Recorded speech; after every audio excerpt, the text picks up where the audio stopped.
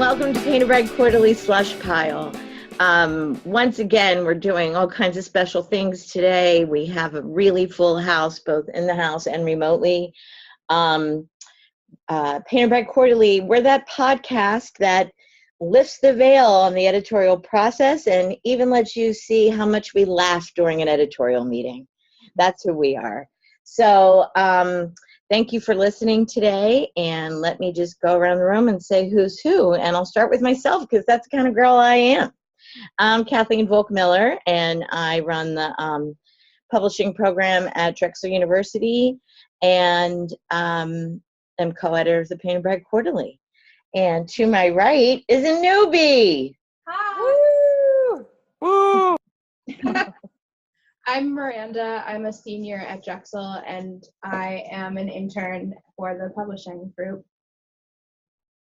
Okie dokie. That's it. And my name is Tim Fitz. I've been reading with the Painted Bread Quarterly for about 3 years. This is my 4th year, and I teach here at Drexel University. I teach freshman writing classes, and for those listeners in Korea, my novel, The Soju Club, will be coming out next week. Woohoo! Wow. So, 감사합니다. Hi, everyone. My name is Sarah Eichert, and I'm a third-year English major at Drexel, and I'm the current editorial assistant for Painted Bread Quarterly. Woohoo! And Joe's here, and I didn't say where we were. We are back in, we've absconded a teacher's office. We're in an office that's not even mine, but it's bigger and it has windows. So I never get sunlight during the day here in McAllister Hall at Drexel University. So that's kind of awesome. And we have our 2 remote co-editors out there in the world. Jump in, one of you. Hi, it's Jason Schneiderman. I am back at the Yellow Parsons table in Brooklyn.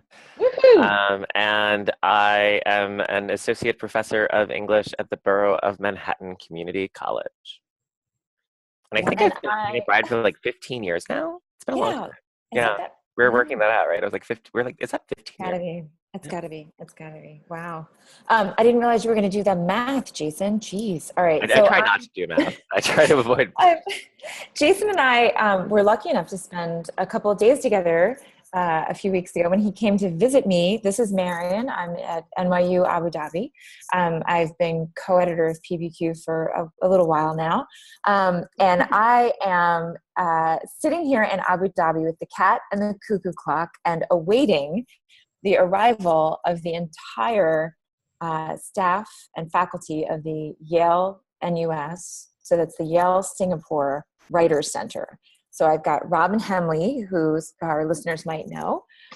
He's a magnificent creative nonfiction writer and used to be at the helm of the Iowa Writers Workshop for creative nonfiction. I've got Heidi Stala coming, and I've got 2 emerging writers, Laurel Fantuzzo and Larry Upil, among other wonderful people. And I say that to you because I'm actually looking at my phone to see when they arrive, because I want to make sure they figure out where to stay on campus.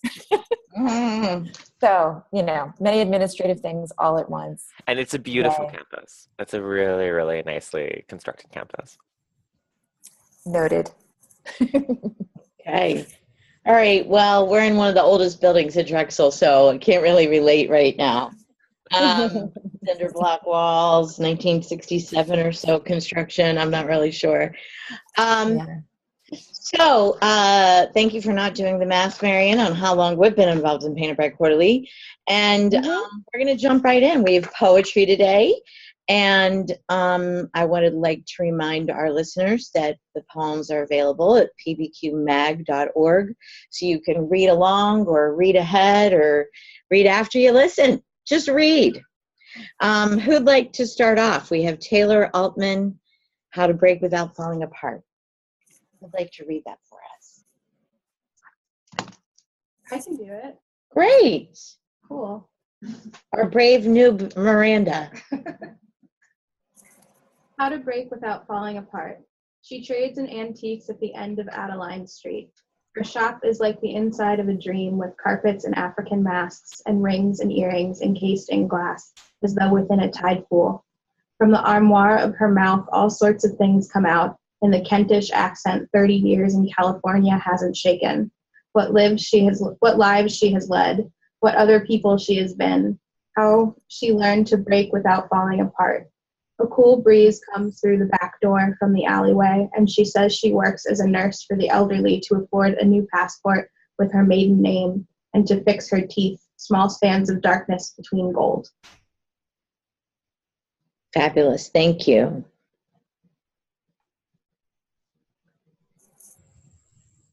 How to break without falling apart. What did you think of that line? Or those lines? Because they felt too familiar to me. I mean, I sort of wanted like I love to fix her teeth, small spans of darkness between gold. Mm-hmm. And somehow like breaking without falling apart seemed, I don't know, it felt too familiar to me. It reminded me of that song, How Many Times Can I Break Till I Shatter? Whatever, by like OAR or something. Mm-hmm. It was too vague. Yeah. Those two lines, how she learned to break without falling apart, and then a few lines up, what lives she has led.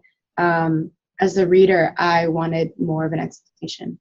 Like, why is this person unique? Like, how did she learn to break without falling apart? And I kind of, when I started reading this poem, I expected to get that idea from the title, and I did not. Yeah. Miranda, was that you? Yeah.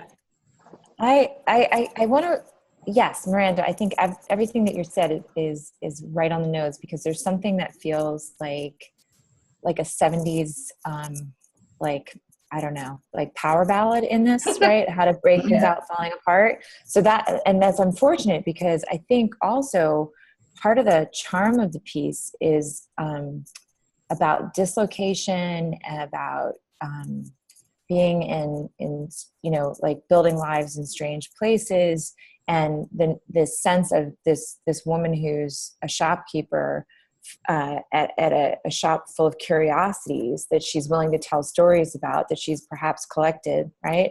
And then the way she reveals herself through her accent and through the stories she tells, there's something really charming about the way that's all fitting together. And then it gets encrusted with something that flattens it, right? So that notion of breaking without falling apart, about, moving and being transient, but laying roots in other places in order to become, right, something whole and complete or different from what you think you are.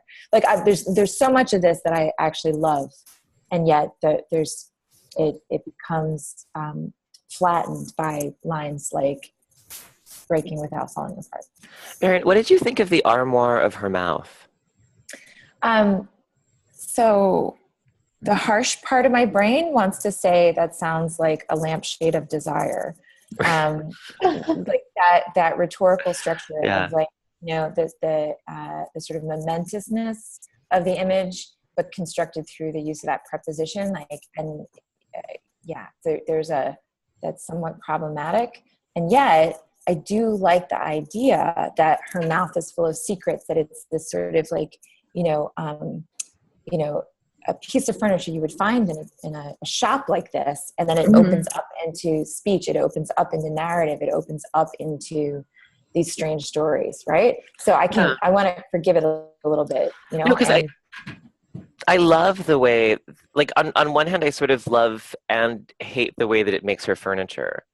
Like it's simultaneously one of the most interesting moves in the poem, but also one of like the most dehumanizing moves. Yeah, but remember, she owns the shop, or at least she trades in antiques, means that she's the shop owner. So if she's making an armoire of her mouth, I have less of a problem with that objectification because of the work at the top of the poem, right? But yeah, I guess for me, it's actually the rhetorical structure of it, right? The sort of from the armoire of her mouth. I would, but that it said she makes an armoire of her mouth. All sorts of things come out, right? Like that would be a little bit different, right? It would give her the agency, right? And it would, and it would also give you more, because I still don't have a sense of her, right? Like, I don't have a sense of who she is.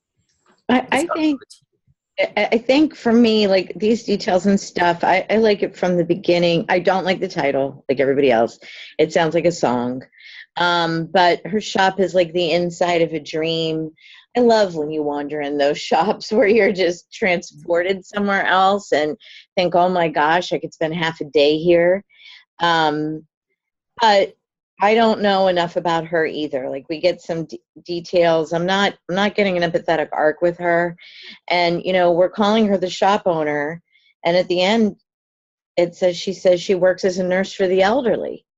So she's doing both things, you know? I thought that was a second character. Oh, Well, all of the images come in the shop and then after with the darkness between gold and all that stuff. Before you get, she learned to break without falling apart.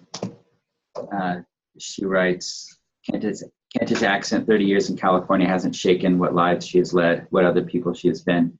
That's really the poem is in there. I don't know what it is. So all these other details are just details that give us these images, and the images are great, but then the fuel for it is somewhere invisible that we can't latch onto, so we don't know what to do with the images once we've got them. I like the details, but they're not adding up. Yeah. Yeah. Yeah. Me too. Yeah. How do you see that it's a separate character? I'm not sure, but I felt a cool breeze comes through the back door, like someone else opened the back door, and another. I don't know why I saw that. I will say that wanting to afford a new passport with her maiden name is so beautiful. Yeah. I mean, that was just stunning. I mean, the notion of kind of putting yourself through these like second labors, in addition to shop owning, just to restore an official version of your earlier self. Like I thought that did so much. Like those last 5 lines are just, I think, fantastic.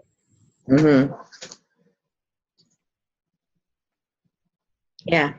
I knew somebody once who couldn't afford to change her name, and it was hard for her. You know, That was a thing in the Soviet Union. Get it together to change her name, and she really wanted. Yeah.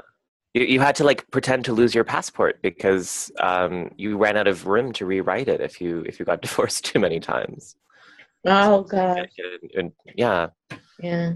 I mean, and it's such a beautiful. I mean, that's where it kind of does the work of talking about the past lives she's led, right? Like the passport with the maiden name does that work of telling you here's someone who has fundamentally changed their identity in these different ways that have to do with nationality, that have to do with marriage, that have to do with belonging.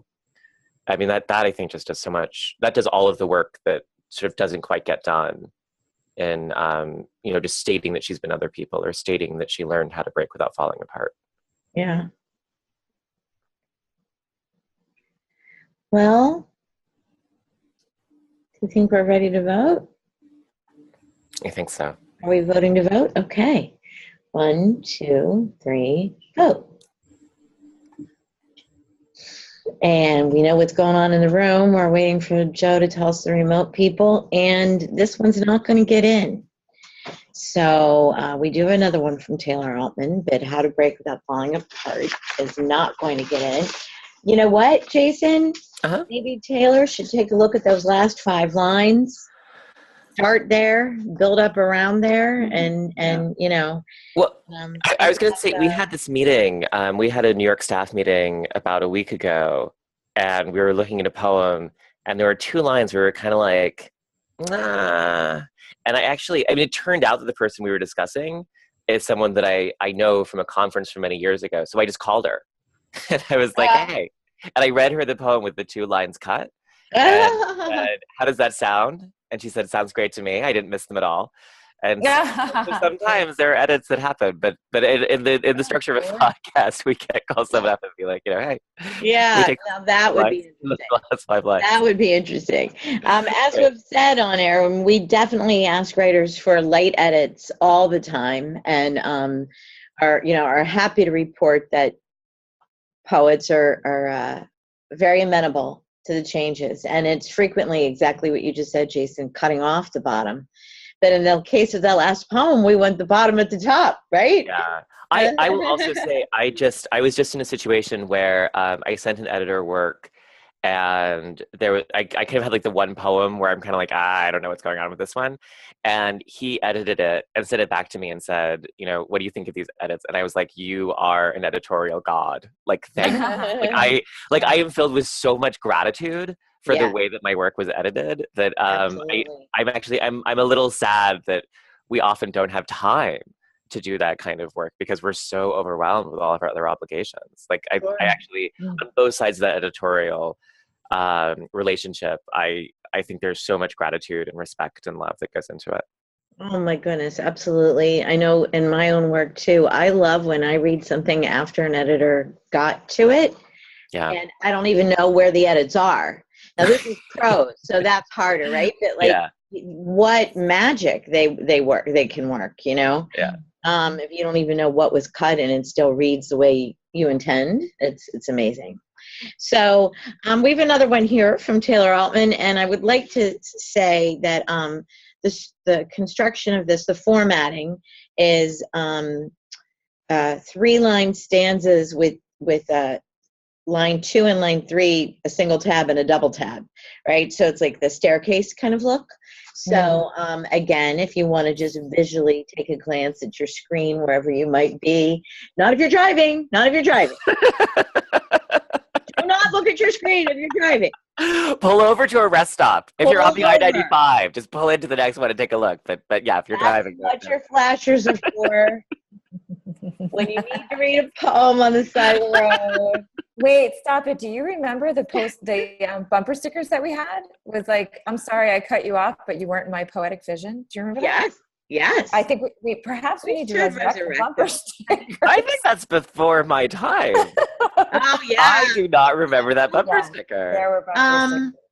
And warning: driver carries poetic license. Yes, that's it. Those are the two. Yeah.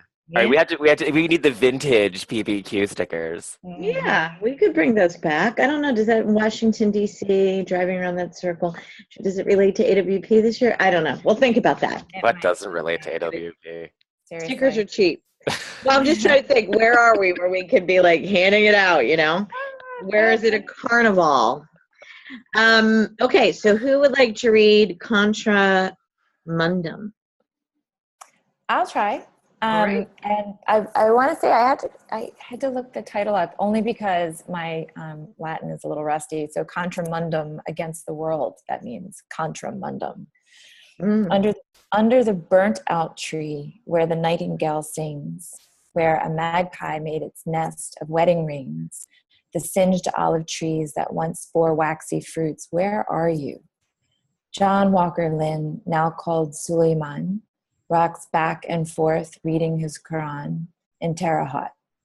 The tile halls of the madrasa are empty. The fountain stopped. Somewhere you are just waking up in some other city, someone else's skin. Our house was filled with books, corners of pages torn off for gum, small surface wounds that bloomed like carnations. Everything is complicit.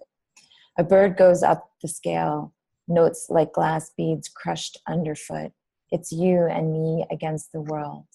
In the bazaar, we pass the birds in cages, seed-covered, shit-covered, the white bars scratched to copper. Clocks going off in every direction, faces faded and filled with sand. You read the papers every morning. The news was neither good nor bad. You had been in Srebrenica. IEDs exploded in the streets, bombs full of nails. A little boy was breathing blood. There was nothing we could do for him. His lungs expanded like balloons. You proposed that night, gave me the ring from the magpie's nest, then disappeared. So many nights I watched you fight sleep. So many nights you woke up drenched in sweat as the imam's cry flew over the rooftops and minarets. You said, Lynn's father visits him in prison. He believes in his innocence.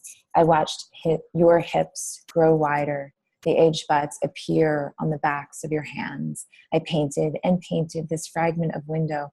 Finally, the urgency of lovemaking left us. But our names remain on the lapels of your books, hybrids of our names, Punnett squares.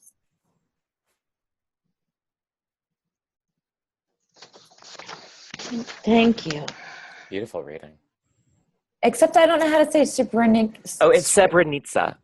Srebrenica. It's in the former Yugoslavia. It was the site of the massacre of Muslim Bosnians. Yes, That was when the UN just let them go through and kill everyone because the blue helmets weren't allowed to fight. Yes. I mean, like the world watched as Muslims were just massacred. Right, and is it? I think it's Lawrence Weschler who has an amazing essay called "An Anatomy Lesson" about the War Crimes Tribunal, about Srebrenica. But for some reason, and I will confess it, like seeing it spelled out in the line, I couldn't cognitively get it. Like I can't get the sound of it in my ear. So apologies to the poet. And otherwise, a freaking masterful poem. That was a delight to read out loud. Thank you. I feel like all those solutions for the first poem are in this poem. We get all of that information about characters. It's interesting because this is actually more ambitious, right? Like this has this kind of global and personal sweep. But I don't know if the global kind of outshined the personal in the poem, just with the relationship happening in between this historical kind of explanation. There, I feel like the personal got lost and I just didn't really care about the relationship. I agree. I had no empathy for the personal relationship. But you know what? I mean, maybe I don't think that's the intent. I don't think that the story is about the relationship. You know, from the title and from all the details, that's a side note that you proposed that night. You know? Yeah, no, I agree that the focus shouldn't be the relationship, but I also don't understand what that personal relationship is bringing to the rest of the poem.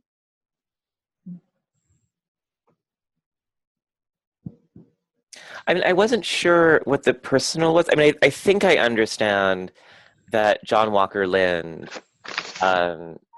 is here. That the mention of Srebrenica is a way of understanding a feeling of the world against you that leads you to the kind of radicalization that John Walker Lynn underwent, right? That like watching the Bosnian massacre, that slaughter in Srebrenica can make you feel my only option is to become, if there are only the slaughterers and the slaughtered, right, I have to be the slaughterer.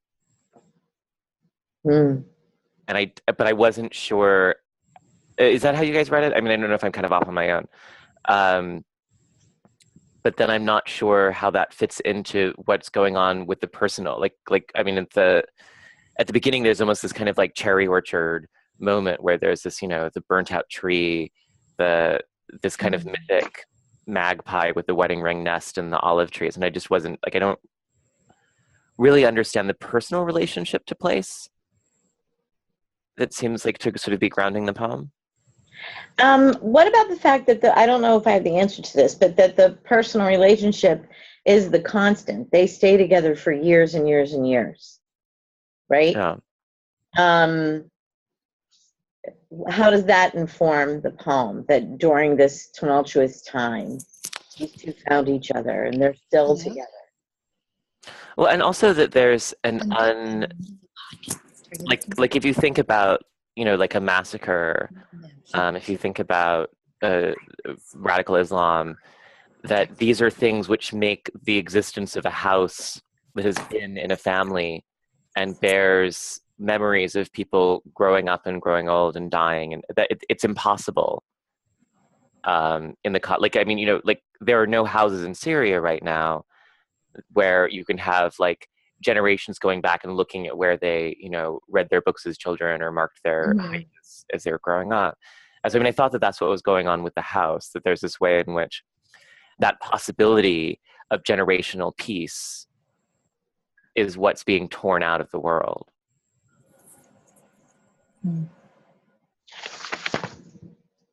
So it's that notion too of something being torn out of the world that feels like part of the motive of the poem is against that tearing, right? It's a kind of spirit of reconciliation or a spirit of healing inside of this, right? Which is part of the reason why I'm like ready to take the relationship as a kind of emblem rather than like I need the particularities of the relationship between these two people, especially though that one of them gets named, right? That John Walker Lynn is named, right? That it's much more about the sort of having passed through these experiences and arriving in a kind of And I'm sort of making up the story that they're like journalists or war reporters. IEDs exploded in the streets, bombs full of nails, a little boy with breathing blood. There's nothing we could do for him. His lungs expanding like balloons. You proposed that night. Gave me the magpie's nest. So there's this way in which they are visitors to this war-torn space, but not inhabitants. Or one way or the other, they're witness to it, right? And Right. that it's something about like bearing witness to it and like bearing it going forward, right? Like that pushes them into this old age, right? That pushes them into the privilege of reverie, right? So that feels like against the world as well. Like the world is flying apart its fucking seams, right? Mm-hmm. And yet there is this capacity to note detail, capacity to note relationship, to be able to name things, and perhaps that's sufficient enough to like conjure the desire for reconciliation, for healing, for something, for life. Yeah. I think we need a clarification though. I think, Marion, you said that one of the lovers is named John Walker Lynn. I don't think that's one of the lovers. I think he's an actual person. He is. Oh yeah. Oh, do tell. I don't think one of the lovers is John Walker Lynn. I think Okay. Marion said something that kind of gave off that vibe. Miranda, you looked him up. I did. I looked him up, and Oh, what can you say? He's the American Taliban. yeah, he was. Oh, that's Yeah, he was arrested in 2001 and, put in prison for being a terrorist. He's an American citizen who was arrested in 2001. But on the topic of that, like the us against the world kind of thing, like how everything's falling apart, there is that line on the second page where after you proposed that night, gave me the ring from the magpie's nest, then disappeared. Like that threw me off, especially for the end, because if there's a disappearance happening, then how are they growing old together, or like what's happening there? I was unsure if that was, I felt that was almost like a disappearance of, not a physical disappearance, but like a metaphorical, almost because like later the one person says, finally, the urgency of lovemaking left us. Yeah. So I feel like I don't know. Yeah, But that's again, I was confused. you know what? I was still on the street with the bloody boy and everything. I thought that he proposed and disappeared in the chaos of what was going on in that night, because the very next line says, "So many nights I watched you fight sleep." So I don't think there was a separation. I thought the disappearance was when they got him, Yeah. and then, but before that, before they picked him up, he must have been struggling for. I mean, he must have. You don't just become an American Taliban without struggling for. The relationship isn't about. I don't think we're talking about Lynn in that moment though. Yeah. Hmm. And I mean, right before that, how the news was neither good nor bad, but then you get all this imagery of bombs exploding and the massacre and the boy whose lungs are filling up with blood. Like, I don't know how I see that neither good nor bad. I mean, it feels pretty bad. Mm-hmm. I didn't want to let go of the boy. Yeah. What you wanna? I didn't want to let go. Want more Because- time with him? Yeah. I don't know. I felt, I don't know. There was nothing we could do for him. Yeah, maybe that's why. Yeah. I want to go back to, Jason talked about the inability for this household to house generations of people, and that's directly related to that last line. But our names remain on the lapels of your books, hybrids of our names, Punnett squares, and those are the diagrams that biologists use to determine your genetic code, like your or breeding, like Yeah. this person and this person. And so that's interesting too, I think, and speaks to the whole. I kind of like the way it rounds up the whole poem, that what would these two make? Is Yeah. kind of a good question at the end. I don't know, is that crazy? No, I think that's really accurate. That there's this, it sort of moves into the space of reproduction that has been entirely absent in the poem. That we kind of have these lovers, but we have no sense of, we have these lovers going all together, but no sense of children. And then Punnett squares that, like, I mean, in a weird way, it's the library becomes the heritage.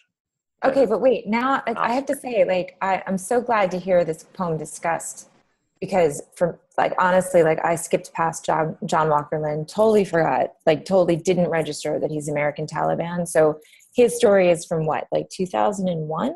They right? captured him in the first incursions into Afghanistan, shortly after 9/11. That was Okay, so that whole first move is a collage of images that includes John Walker Lynn, right?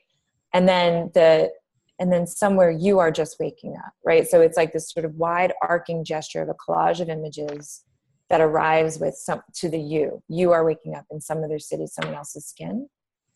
Our house was filled with books, corners of pages torn off for gum. And then we're in this sort of specificity of their relationship, right? So for that to then end on the Punnett square, which really is a question of genetic predisposition, what is this poem pondering? What exactly is the question it raises around Punnett squares, right? If that's the image it lands on, I'm curious to know what your thoughts are about that. I'm a little confused with the poem because the John Walker Lynn is so huge. I mean, he's such a profound image. And then he returns at the end, and then with the boy with the bleeding lungs, and then you have the relationship. And those three images, the two John Walker Lynn and then the IEDs with the boy with the blood, are so huge. I'm not sure if I care anymore about the relationship. I agree. But I almost don't want to say that because I like the things that are working in the poem so much. And I want to know, and I haven't thought about John Walker Lynn so much and for so long. I remember how much hatred there was, directed at him when he was captured.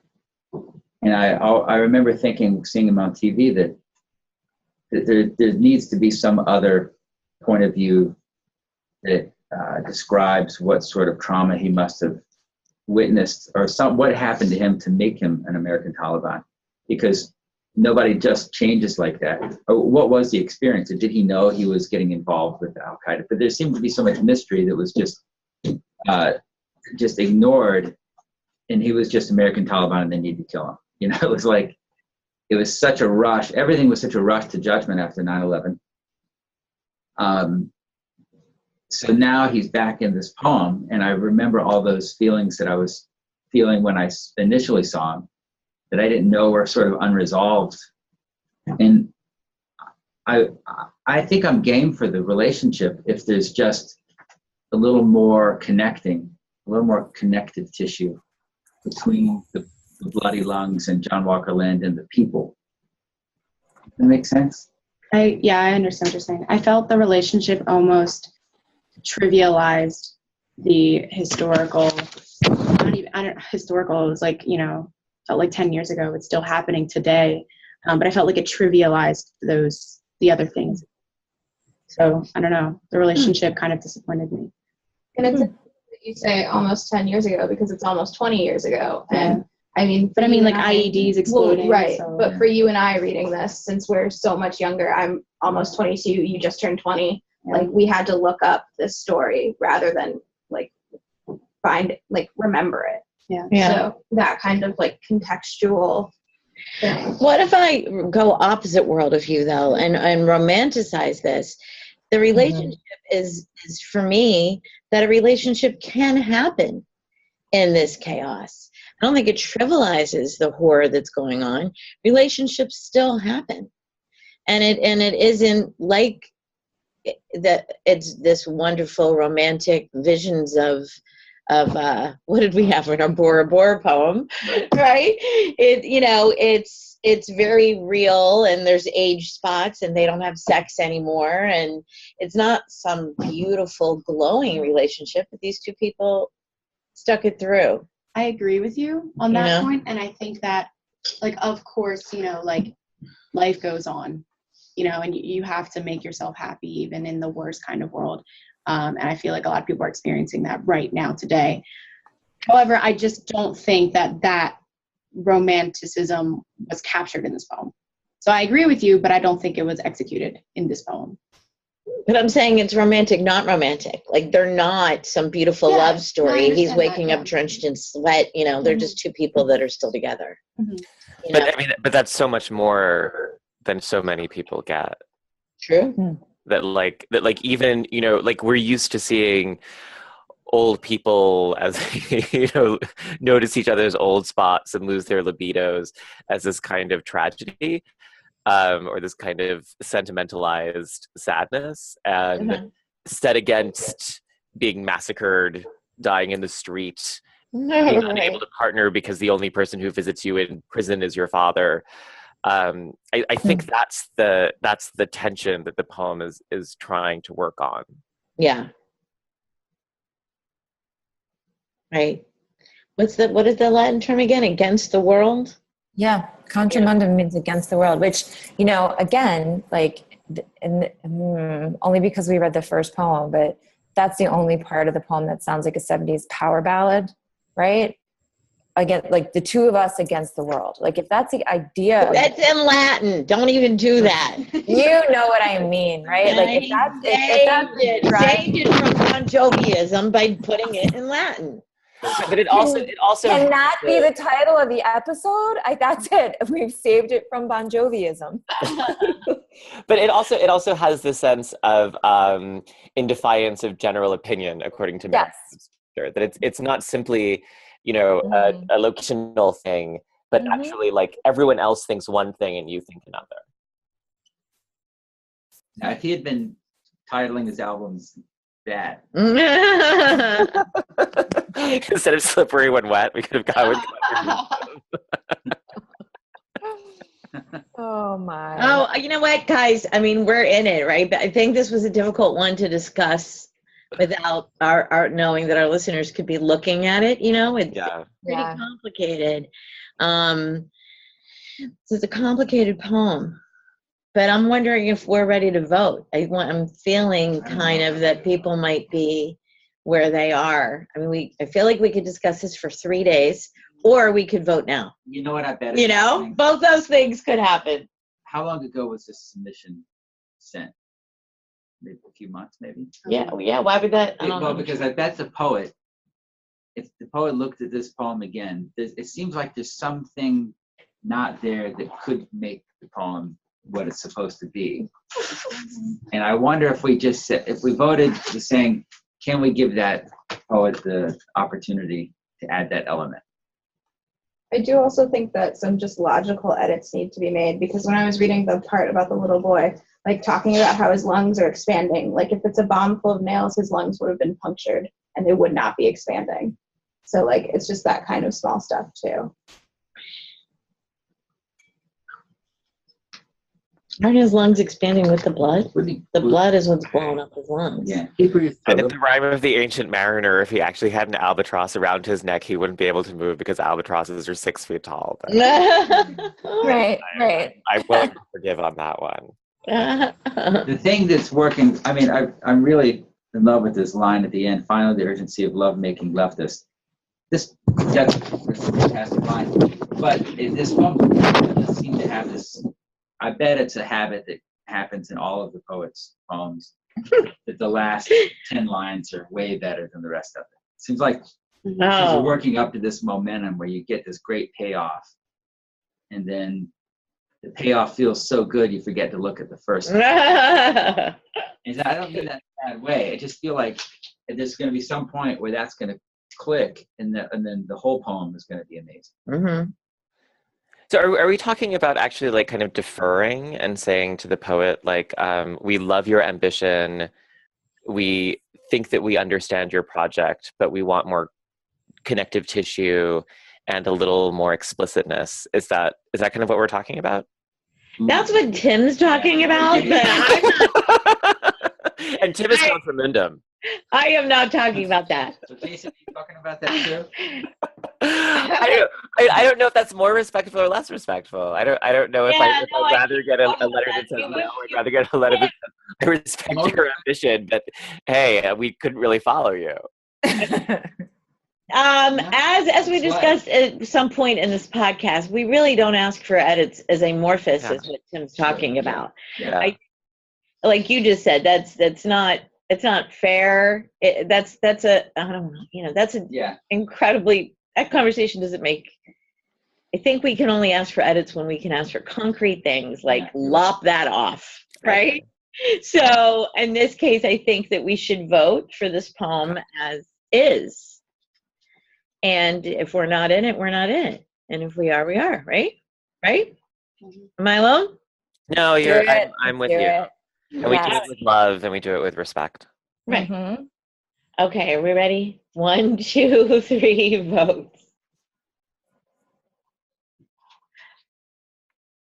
Okay, did not make it in. So Aw. close, did not make it. So close and did not make it. Very sorry, Taylor Altman. Okay, we've got one more, and I don't even know how. There's no segue between any of these poems, actually, because Taylor Altman's first two didn't correlate in matters of theme or anything, right? So this one is coming at us in a completely other way, and it's by Heather Sagar, and it's called Green. Who would like to read this? I'll go. I can do it. Okay. Oh, yeah, Jason. Green. After staring down those amphibious creatures, their sad, mute eyes dimly reflecting my own, I picked one up and smacked him on the lips. Into woods, ponds I'd chase, collecting and admiring tone of skin, angling of protuberances, the feel of shifty, leggy treasures. Nearby, hard-shelled soldiers rose, showing dilapidated orange mouths. My father ran at me with a shovel once, to free a pinched limb. I wiggled free, he tapped the large shell. Still, there I remained, watching my parade, sentient, croaking, green. All right. The shift in the poem from frogs to turtles was confusing at first for me, definitely. There's no real definite line where we're talking about frogs and then we're talking about turtles. Miranda, Yes. nearby, hard-shelled soldiers rose. I mean, That's when the turtles show. true. But it's like the enjambment on nearby made it feel more connected to Okay. the top. No, I think we should publish this and call it the amphibian issue. Don't we have all other frog stuff? Did we? In the monsters issue, Right. right? It's the frog tongue lady, right? Oh, right. Frogs are a thing. Was this for the monsters issue, or is this just a general No. submission? Okay. I'm kidding. But the amphibian issue would be kind of interesting. See what we No, please do not have an amphibian theme. Please, No. don't make us free for amphibians. We love you, Kathleen. No. Frog. You have any Wrong. who's kissed a frog? Who has kissed a frog? Anybody? I might have. I've grabbed a frog. Really? I'm kidding. I might have kissed a frog. I can't imagine that I haven't. Frog soup. No. Really? Yeah. No, you've not kissed a frog. I've known you forever. You have not kissed a frog. You think? No. Why would you kiss a frog? Because if you kiss a frog, you know what might happen. You do. You do know what's going to happen when you Exactly know what's going to happen. Everything in the world conspires to you. believing that If I'm 11 and I'm in the woods, and there's no Okay. internet. You're not catching a frog, and B, ew, right? Like if you're 11, you are so not anywhere coming near a frog. What are I you used to be talking so about? upset by the stretching of the skin, the way the frog kind of inflates that lower, because I was always really terrified of balloons. Mm. And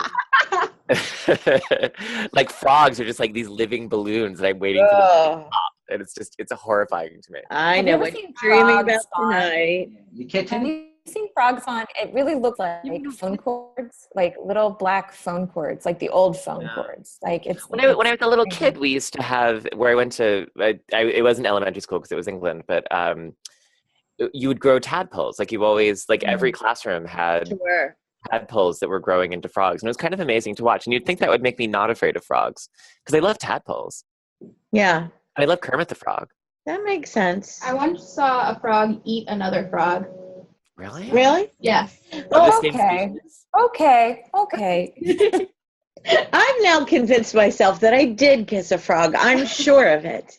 All right, ladies and gentlemen, let's get back to this poem. I'm going to Green. ask my brothers. I saw a guy in Alabama when I was a kid kiss a chicken. I mean, Kiss a chicken- what? How'd that go? A Traumatized. chicken?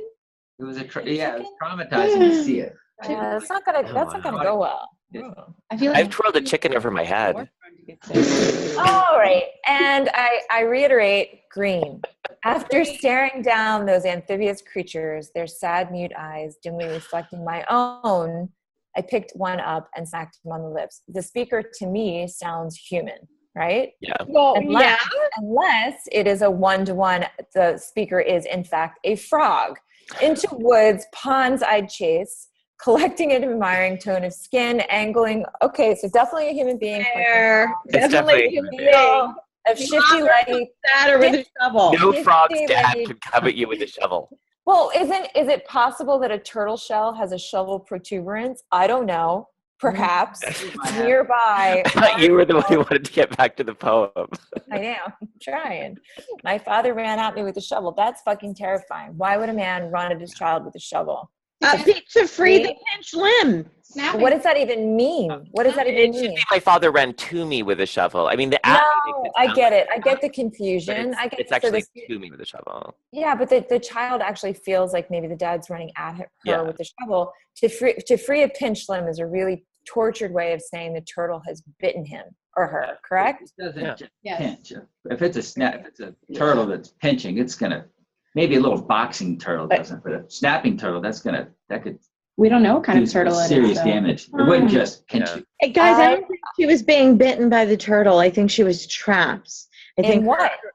under the turtle. I think the turtle had pinched her arm or her leg. You know what I mean? Just the turtle's body. How big do you think the turtle is? This is like a It's a pond. Yeah, I don't Yeah, think they're she's that trapped. big. No. I don't- They're little like swimming. they're little turtles. Probably There's There are a lot of them. the size of your head. There's like the size of your head. Glider turtles. They're like the size of like one of the big candles from Bath and Body Works. Like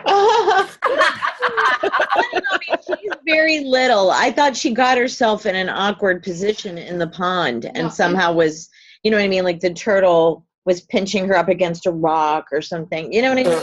I mean, if it's a turtle that Like big, on the side of on the edge of the if pond. it's a turtle that big, it's Oh. gonna take your fingers because it's a Yeah, that's a sea turtle probably, and also But you just said it deadly. was a tiny turtle. Well, right, but that's well. here because dilapidated orange mouths, because snapping turtles don't have orange mouths, but then the pinched would mean like big enough to do that. Okay. Yeah, I don't. I You, feel like you, it's you not- all think she's getting bit by the turtle. I feel like Ah. we edit to fix this. It only makes sense to tap because right, if you hit the turtle goes in its shell. Yeah. Right. So it only makes sense that you're hitting the father is tapping the large shell to make the turtle withdraw into the shell. So Right, if it's right. the body of the turtle that's pinning the speaker, it doesn't make any sense to tap the turtle. You just roll it out of the way. Jason, wait. It says, I wiggled free. He tapped Right. the large shell in that order. Like she Okay. got free on her own and dad still tapped the turtle. He wiggled free first. Is that just poor construction? I don't Well, know. what I like is But I mean, that's why I didn't have it biting her. I wiggled free. Doesn't sound like what you would do to get out of the mouth. You know what I mean? Yeah. That sounds like what you would Yeah. do. trapped. It sounds like she's You're right. bitten and trapped. Yeah. That's what it reads like. She's bitten and trapped. I like the idea of this little girl having this much communion with the animals in the ponds near her home. I like that a lot. And I like that the father is overprotective, but we see that there's also a reason for him to worry. Yeah. And we also see that if he just left things alone, she'd probably get out of it. So we see this Yeah. interesting dynamic with, that's the real struggle of parenthood, Right. is that there is something dangerous out there that'll get you, but you gotta see how things work out a little bit before you intervene. Right. She goes free first, and then she stays there. She's not so freaked out that she's, she's still there. I remained. She's still digging, watching her amphibious friends. I don't think it was a big traumatizing moment. No, but it was potentially for the father. It could Right. That trouble between parents and children. Yeah. Of wanting to get too involved, want to fix their problems too much. It's a hard thing it's a hard tightrope to walk. Sure. So the details for that stanza, whether she's trapped or pinched, I feel like would be a concrete edit if we say, could something be made to make it a little more clear, because the poem works anyway. But that's just a little confusing right there. Wouldn't change the meaning of the poem. Unless she's trapped, and then it would be an unrealistic image. Yeah. Because no one is scared of getting trapped by a turtle. I am terrified of that. Jason is terrified of balloons. Balloons are scary. They're weird. Inhale them They're while you're trying to weird objects. aspirate. They can pop and all right, you guys are fine with balloons. Okay. I hate that sound they make though when you rub them together. I don't Oh. want to digress too much, but everyone talks about you shouldn't let balloons go because they'll end up in the water and choke sea turtles. I was on a fishing boat about 2 years ago and I saw a balloon floating in the water, and I joked to my brother, "Hey, look, some turtle's going to choke." And then we went about 50 yards further, and there was a big mother sea turtle headed straight for it. No. Do anything about it, and I almost had a heart attack. Oh. And I thought, that poor turtle. Why would you share that story if you didn't save the turtle? If I could have, I can't just leap into. We also saw a shark about a minute ago. I couldn't leap into shark-infested waters for a What kind of shark? turtle. Because It was some prob- sharks don't really How care. big was this the shark? cared. This shark was. Are you probably saying that you 7 couldn't feet. fight off a shark? Come on. All this Tim. time. Later that day, I fought off a shark. Do not fight with sharks. Dropping cuckoo clock went off during that conversation. Yeah. Right. I think it's good. Just shall that be noted. I just want I to think note that. Mary pushes the hands forward and sit out. Yeah. But no, the cuckoo clock is wrong. We're done. We're gonna vote on this. Yes. Shall we? Yes. We voting? Sure. Okay. 1, 2, 3, vote. Oh, Heather Sagar did not make it in. Oh, jeez. Wow, I think this is, I do love first that this is kind of a sad first. This is Such a bummer. This is the bummer issue. Yeah. to all three. So yeah, this is the sadness episode. For our side. Yeah. Glad Yeah. I Well, there's always a Glad I could first. Bring that to the mood. There's a first time for everything. I really do need to wrap it up though. We've been at it for a while here. So let me say thank you to all you. Great episode. Thanks, guys. It's good to be back. Yeah, so good to have you again. So to remind our listeners, you can look at these poems at pbqmag.org. And if you send us a self-addressed stamped envelope, we will send you a fun sticker that you can put on your water bottle or your laptop. It might even fit on your phone. Some people carry these big phones anymore, right? The phones are growing.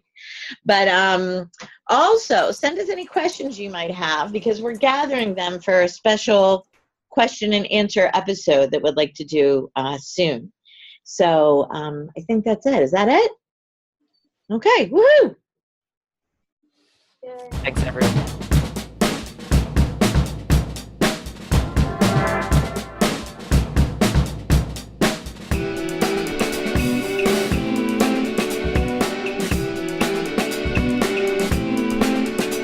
This podcast is produced through a joint venture of Drexel University's Office of Information Resources and Technology and the Painted Bride Quarterly Magazine.